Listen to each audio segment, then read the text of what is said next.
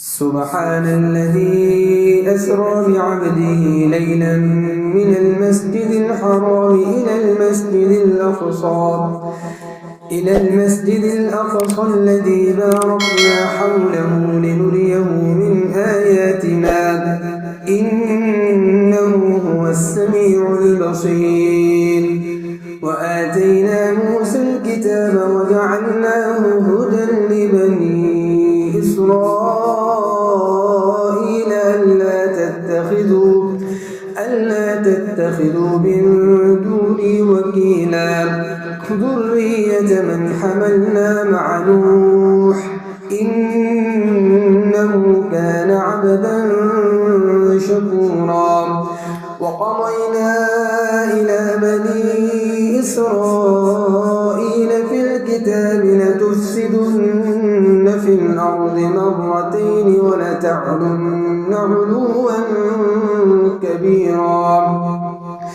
فإذا جاء وعد أولاهما بعثنا عليكم عبادا لنا أولي بأس شديد فجاسوا خلال الديار وكان وعدا مفعولا.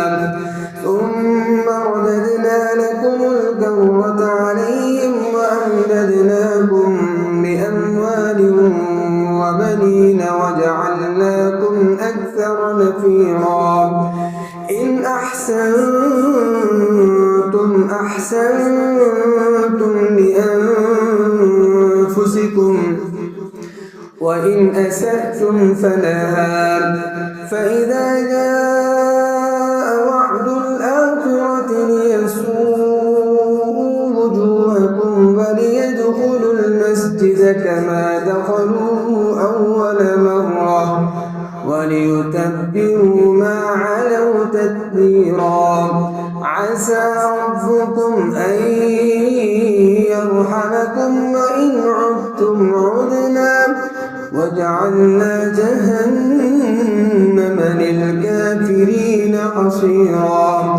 إن هذا القرآن يهدي للتي هي أقوم ويبشر المؤمنين الذين يعملون الصالحات أن لهم أجرا كبيرا وأن الذين لا يؤمنون بالآخرة أعتدنا لهم عذابا أليما.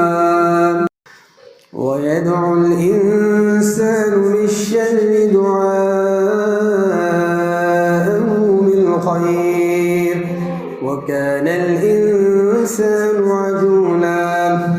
وجعلنا الليل والنهار آيتين فمحونا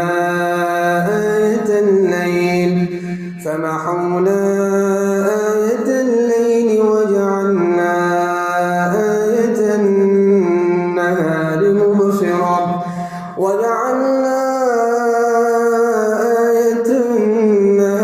مبصرة لتبتغوا فضلا من ربكم ولتعلموا عدد السنين والحساب وكل شيء فصلناه تفصيلا. وكل إنسان ألزمناه طائره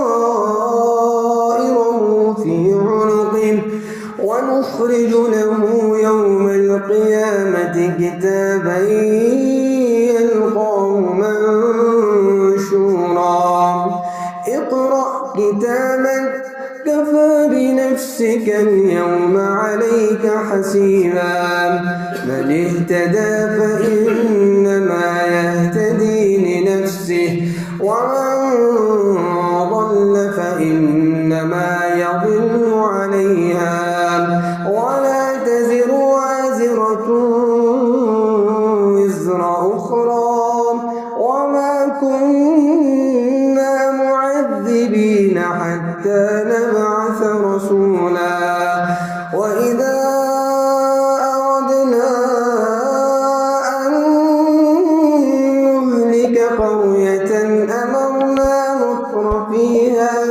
ففسقوا فيها فحق عليها القول فدمرناها تدميرا. وكم أهلكنا من القرون من بعد نوح وكفى بربك بذنوب عباده خبيرا